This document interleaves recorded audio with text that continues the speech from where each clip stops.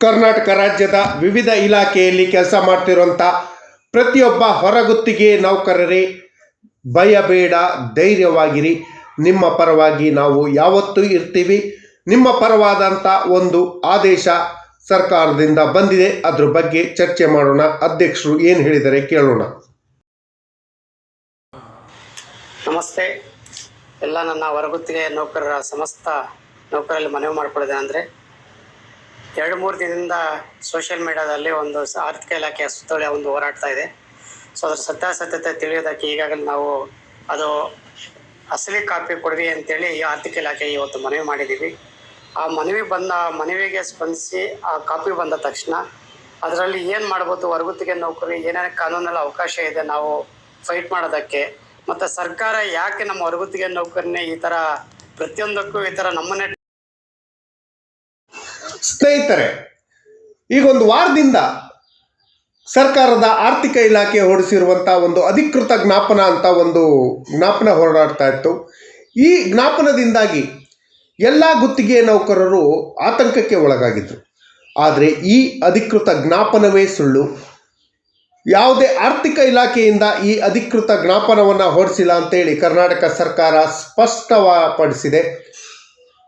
ಹಾಗಾಗಿ ಈ ಜ್ಞಾಪನದಲ್ಲಿ ಏನಿತ್ತಲ್ಲ ಎಲ್ಲ ಅಂಶಗಳು ಸುಳ್ಳು, ನಿಮ್ಮ ಕೆಲಸಗಳು ಸೇಫ್. ಇದಕ್ಕೆ ಸಂಬಂಧಪಟ್ಟ ಹಾಗೆ ವಿವರವಾದ ಮಾಹಿತಿಯನ್ನು ನೌಕರ ಸಂಘದ ಅಧ್ಯಕ್ಷರು ಹಾಗೂ ಇತರೆಯರು ಹಂಚಿಕೊಂಡಿದ್ದಾರೆ. ಹಾಗೂ ಈ ಜ್ಞಾಪನದ ಪೂರ್ಣ ವಿವರವನ್ನು ತಮ್ಮ ಮುಂದೆ ಶೇರ್ ಮಾಡ್ತೀನಿ. ಈ ಮಾಹಿತಿಯನ್ನು ತಮ್ಮ ಮುಂದೆ ಶೇರ್ ಮಾಡೋದಕ್ಕಿಂತ ಮುಂಚಿತವಾಗಿ ಯಾರೆಲ್ಲ ಈ ಚಾನಲ್ಗೆ ಸಬ್ಸ್ಕ್ರೈಬ್ ಮಾಡ್ಕೊಂಡಿಲ್ಲ, ದಯವಿಟ್ಟು ಕೆಳಗಡೆ ಕಾಣ್ತಾರಂಥ ಸಬ್ಸ್ಕ್ರೈಬ್ ಬಟನ್ನ ಒತ್ತಿ ಬೆಲ್ ಐಕನನ್ನು ಕ್ಲಿಕ್ ಮಾಡಿ ಆಲ್ ಅಂತ ಮಾಡಿ. ನೀವು ಫೇಸ್ ಮಾಡ್ತಾ ಇರೋಂಥ ಎಲ್ಲ ಪ್ರಾಬ್ಲಮ್ಗಳನ್ನು ಲೀಗಲ್ ಆಗಿ ಸಾಲ್ವ್ ಮಾಡ್ಕೊಳ್ಳೋಕ್ಕಿರೋಂಥ ಉತ್ತಮ ವೇದಿಕೆ ಸರ್ಕಾರಿ ನೌಕರ ಮಿತ್ರ ಯೂಟ್ಯೂಬ್ ಚಾನಲ್. ಸ್ನೇಹಿತರೆ, ಕಳೆದ ತಿಂಗಳು ಕೊನೆಯ ವಾರದಲ್ಲಿ ಸರ್ಕಾರಿ ಗುತ್ತಿಗೆ ನೌಕರರು ಹೊರಗುತ್ತಿಗೆ ನೌಕರರಿಗೆ ತುಂಬ ಆತಂಕ ಆಗಿತ್ತು. ಈ ಆತಂಕವನ್ನು ದೂರ ಮಾಡಿ, ನಿಮ್ಮ ಭಯವನ್ನು ನಿವಾರಣೆ ಮಾಡಿ, ನಿಮ್ಮ ಜೊತೆ ನಾವಿದ್ದೇವೆ ಅಂತ ಹೇಳುವಂಥ ಕೆಲಸಕ್ಕೆ ಈ ದಿನ ಕೈ ಹಾಕಿದ್ದೀವಿ. ಆರ್ಥಿಕ ಇಲಾಖೆಯಿಂದ ಸ್ಪಷ್ಟನೆಯನ್ನು ಪಡ್ಕೊಂಡಿದ್ದೀವಿ. ಆರ್ಥಿಕ ಇಲಾಖೆಯಿಂದ ಯಾವುದೇ ಅಧಿಕೃತ ಜ್ಞಾಪನವನ್ನು ಹೊರಡಿಸಿಲ್ಲ ಅಂತ ತಿಳಿಸಿದರೆ ಅದರ ಅಂಶಗಳನ್ನು ಸಂಪೂರ್ಣವಾಗಿ ನೋಡೋಣ ಬನ್ನಿ.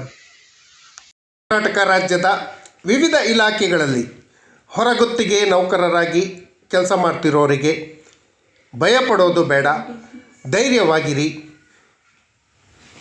ಯಾವುದೋ ಒಂದು ನ್ಯೂಸಿಂದಾಗಿ ಭಯಪಟ್ಟು ನರ್ವಸ್ ಆಗುವಂಥದ್ದು ಬೇಡ ಅಂತ ಹೇಳಿ ಅದಕ್ಕೆ ಸಂಬಂಧಪಟ್ಟ ಹಾಗೆ ಕರ್ನಾಟಕ ಸರ್ಕಾರ ಹೊರಡಿಸಿರುವಂಥ ಸ್ಪಷ್ಟನೆಯ ಒಂದು ಆದೇಶ ಪ್ರತಿಯನ್ನು ನಿಮಗಾಗಿ ಹಾಕಿದ್ದೀನಿ.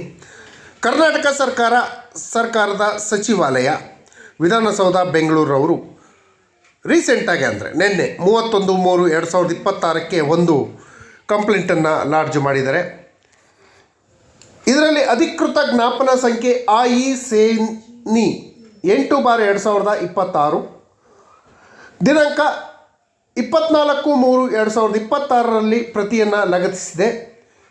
ರಾಜ್ಯದ ವಿವಿಧ ಇಲಾಖೆ ಹಾಗೂ ಅಂಗಸಂಸ್ಥೆಗಳಲ್ಲಿ ಸರೆಂಡರ್ ಹಾಗೂ ಒಪ್ಪಂದದ ಕಾಂಟ್ರಾಕ್ಟ್ ಬೇಸಿಸ್ ಮೇಲೆ ಅವಧಿ ಪೂರ್ಣಗೊಂಡ ನಂತರ ಹೊರಗುತ್ತಿಗೆ ಹಾಗೂ ಒಪ್ಪಂದ ಆಧಾರಿತ ಸಿಬ್ಬಂದಿಗಳನ್ನು ಮುಂದುವರಿಸುವ ಕುರಿತು ಆರ್ಥಿಕ ಇಲಾಖೆಯ ಹೆಸರಿನಲ್ಲಿ ಸೂಚನೆಯನ್ನು ಹೊರಡಿಸಲಾಗಿದೆ. ಆದರೆ ಸದರಿ ಅಧಿಕೃತ ಜ್ಞಾಪನ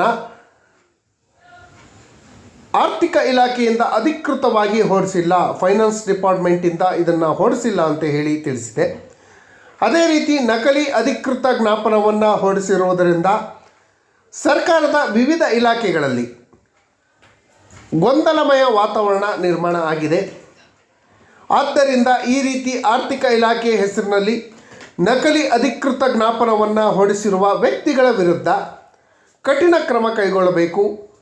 ಕೂಡಲೇ ಕ್ರಮ ಕೈಗೊಳ್ಳುವಂತೆ ಸರ್ಕಾರದ ಪರವಾಗಿ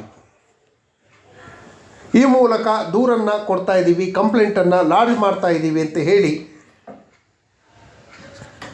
ಎಂ ರಾಚಮ್ಮ ಸರ್ಕಾರದ ಅಧೀನ ಕಾರ್ಯದರ್ಶಿಯವರು, ಆರ್ಥಿಕ ಇಲಾಖೆ 2 ಸಮನ್ವಯ ಅವರು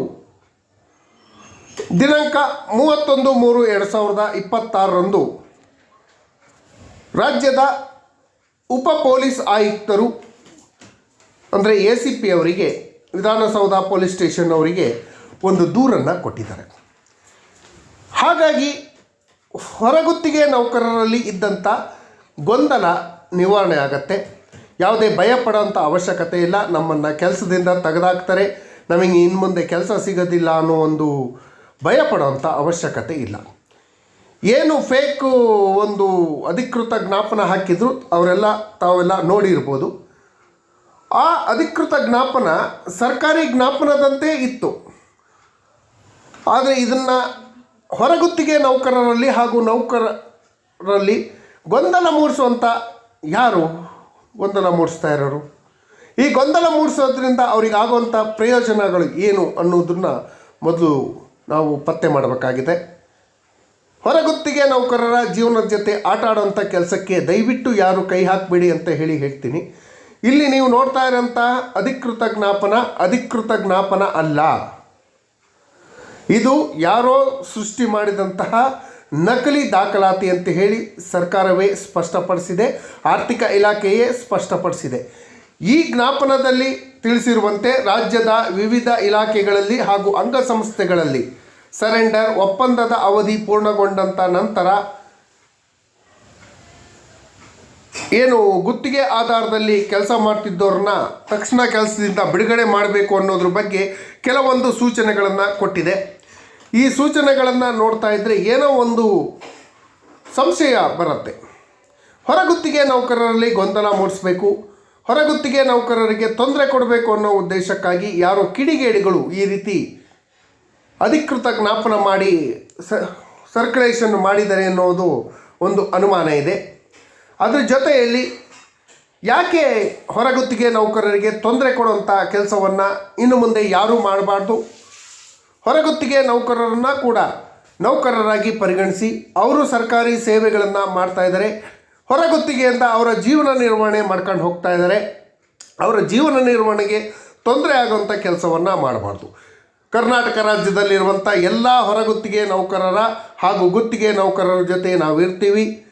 ನಿಮಗೆ ಯಾವುದೇ ತೊಂದರೆ ಆಗದಿದ್ದ ಹಾಗೆ ನೋಡ್ಕೊಳ್ಳೋಂಥ ಜವಾಬ್ದಾರಿಯನ್ನು ನಾವು ಹೊತ್ಕೊಳ್ತೀವಿ ಅಂತ ಹೇಳ್ತಾ ಇದ್ರ ಬಗ್ಗೆ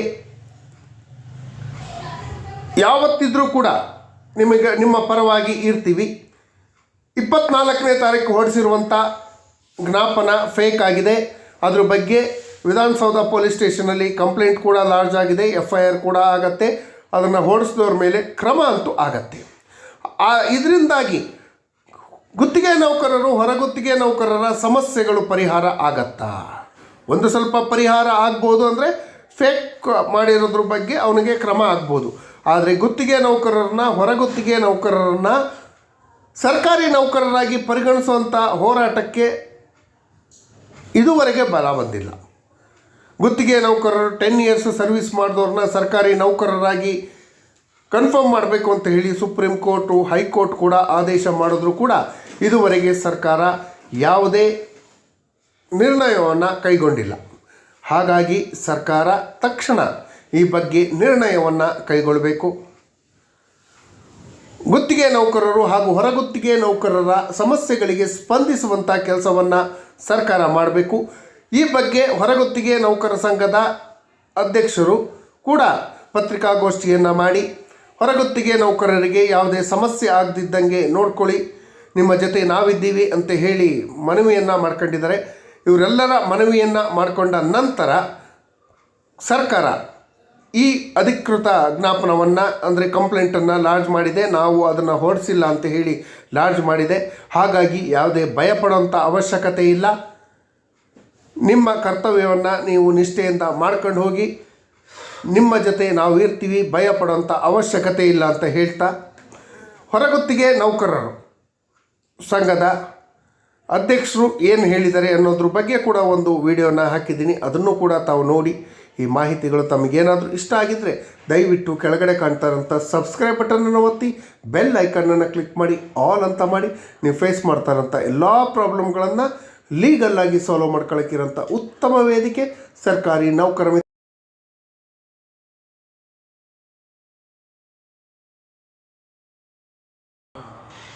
ನಮಸ್ತೆ. ಎಲ್ಲ ನನ್ನ ಹೊರಗುತ್ತಿಗೆ ನೌಕರರ ಸಮಸ್ತ ನೌಕರಲ್ಲಿ ಮನವಿ ಮಾಡಿಕೊಳ್ಳೋದೇನೆಂದರೆ, 2-3 ದಿನದಿಂದ ಸೋಷಿಯಲ್ ಮೀಡಿಯಾದಲ್ಲಿ ಒಂದು ಆರ್ಥಿಕ ಇಲಾಖೆಯ ಸುತ್ತೋಲೆ ಒಂದು ಹೋರಾಡ್ತಾ ಇದೆ. ಸೊ ಅದರ ಸತ್ಯಾಸತ್ಯತೆ ತಿಳಿಯೋದಕ್ಕೆ ಈಗಾಗಲೇ ನಾವು ಅದು ಅಸಲಿ ಕಾಪಿ ಕೊಡ್ರಿ ಅಂತೇಳಿ ಆರ್ಥಿಕ ಇಲಾಖೆ ಇವತ್ತು ಮನವಿ ಮಾಡಿದ್ದೀವಿ. ಆ ಮನವಿಗೆ ಸ್ಪಂದಿಸಿ ಆ ಕಾಪಿ ಬಂದ ತಕ್ಷಣ ಅದರಲ್ಲಿ ಏನು ಮಾಡ್ಬೋದು, ಹೊರಗುತ್ತಿಗೆ ನೌಕರಿ ಏನೇನು ಕಾನೂನಲ್ಲಿ ಅವಕಾಶ ಇದೆ ನಾವು ಫೈಟ್ ಮಾಡೋದಕ್ಕೆ, ಮತ್ತು ಸರ್ಕಾರ ಯಾಕೆ ನಮ್ಮ ಹೊರಗುತ್ತಿಗೆ ನೌಕರನ್ನೇ ಈ ಥರ ಪ್ರತಿಯೊಂದಕ್ಕೂ ಈ ಥರ ನಮ್ಮನ್ನೇ ಟಾರ್ಗೆಟ್ ಮಾಡ್ತಿದ್ರೆ ಗೊತ್ತಾಗ್ತಾ ಇಲ್ಲ. ಯಾಕಂದರೆ 10-15 ವರ್ಷ 20 ವರ್ಷದಿಂದ ಕೆಲಸ ಮಾಡಿ ಸರ್ಕಾರಿ ಕಚೇರಿಗಳಲ್ಲಿ ನಿಯತ್ತಾಗಿ ಕೆಲಸ ಮಾಡುವಂಥ ನೌಕರಿಗೆ ಈ ರೀತಿ ತೊಂದರೆ ಕೊಟ್ಟರೆ ಹೇಗೆ? ಮತ್ತು ಹೊಸದಾಗಿ ಕಾಂಟ್ರಾಕ್ಟ್ಸ್ಗೇನೋ ಈ ಟೆಂಡರ್ ಕರೆದಾಗ ಹೊಸ ಕಾಂಟ್ರಾಕ್ಟ್ ಬರ್ತಾರೆ, ಇಲ್ಲ ಹಳೆ ಕಾಂಟ್ರಾಕ್ಟ್ ಇರ್ತಾರೆ. ಆದರೆ ಹೊಸಬ್ರು ಕರ್ಕೊಂಬಂದು ನೀವು ಒಂದು ವಾರನೂ ಅಲ್ಲಿ ಕೆಲಸ ಮಾಡ್ಸೋಕ್ಕಾಗಲ್ಲ. ಮತ್ತು ಅವನಿಗೆ ನಿಯಮ ಗೊತ್ತಿರಲ್ಲ, ಅದು ಯಾವ ರೀತಿ ಫೈಲ್ ಪುಟಪ್ ಮಾಡಿ ಗೊತ್ತಿರಲ್ಲ. ಸೊ ಈ ರೀತಿ ಒಂದು ಸರ್ಕಾರದಲ್ಲಿ ಸುತ್ತಲೂ ಓಡಿಸ್ಬೇಕಂದ್ರೂ ಒಂದೊಂದು ಲೆಟ್ರ್ ಪುಟಪ್ ಮಾಡ್ಬೇಕಂದ್ರೂ ಅದು ಹೊರಗುತ್ತಿಗೆ ನೌಕರನೇ ಆಗಿರ್ತಾನೆ. ಇಷ್ಟು ಮಿನಿಮಮ್ ಅದು ನಮಗೆ ಒಂದು ಸೆನ್ಸ್ ಇರಬೇಕು. ಯಾಕಂದರೆ ಯಾರು ಕೆಲಸ ಮಾಡ್ತಾರೆ ಯಾರು ಕೆಲಸ ಮಾಡಲ್ಲ ಅಂತೇಳಿ. ಈ ರೀತಿ ಹೊರಗುತ್ತಿಗೆ ನೌಕರರು ಅವರು ಅದೇ ಕೆಲಸ ನಂಬ್ಕೊಂಡು ಅದೇ ಜೀವನ ಮಾಡ್ತಾ ಇದ್ದಾರೆ. ಮತ್ತು ಅವ್ರ ಕುಟುಂಬ ಸಮೇತ ಅವ್ರ ಮೇಲೇ ಡಿಪೆಂಡ್ ಆಗಿರೋದ್ರಿಂದ ಸೊ ಏನು ಇವಾಗ 10 ವರ್ಷ 20 ವರ್ಷ ಕೆಲಸ ಮಾಡ್ಕೊಂಬರ್ತಾ ಇದ್ದಾರೆ. ಇನ್ನು ಅವ್ರೇನು ಅಮ್ಮಮ್ಮ ಅಂದರೆ ಒಂದು 5 ವರ್ಷ ಕೆಲಸ ಮಾಡ್ಬೋದು. ಸೊ ಅಂಥವ್ರಿಗೆ ಅವಕಾಶ ಮಾಡಿಕೊಡಿ. ಮತ್ತು ನಾವು ಕೋರ್ಟ್ ವಿಚಾರದಲ್ಲಿ ಲಾಸ್ಟ್ ಟೈಮು ಆರ್ಥಿಕ ಇಲಾಖೆಯನ್ನೇ ನಾವು ಪಾರ್ಟಿ ಮಾಡಿದ್ವಿ ಹೈಕೋರ್ಟಲ್ಲಿ. ಸೊ ಆವತ್ತು ಅಬ್ಜೆಕ್ಷನ್ ಹೇಳ್ಬೋದಾಗಿತ್ತಲ್ಲ, ಈ ಥರ ನಾವು ಹೊರಗುತ್ತಿಗೆ ನೌಕರು ತೆಗಿತೀವಿ ಅಂತೇಳಿ. ಮತ್ತು ಸರ್ಕಾರಕ್ಕೆ ಹೊರಗುತ್ತಿಗೆ ನೌಕರರಿಗೆ ನೇರವಾಗಿ ಸಂಬಂಧ ಇಲ್ಲ ಅಂದಮೇಲೆ ಸೊ ಹೊರಗುತ್ತಿಗೆ ನೌಕರು ಯಾಕೆ ನೀವು ಆದೇಶ ಹೊರಡಿಸ್ತಾ ಇದ್ದೀರಿ? ಹೊರಗುತ್ತಿಗೆ ನೌಕರನ್ನ ಯಾಕೆ ನೀವು ಟಾರ್ಗೆಟ್ ಮಾಡ್ತಾ ಇದ್ದೀರಿ? ಕೇಂದ್ರ ಸರ್ಕಾರದಿಂದ 4 ಸುತ್ತೋಲೆಗಳು 4 ಲೇಬರ್ ಲಾ ಇಂಪ್ಲಿಮೆಂಟ್ ಮಾಡಿ ಅಂತ ಬಂದಿದೆ.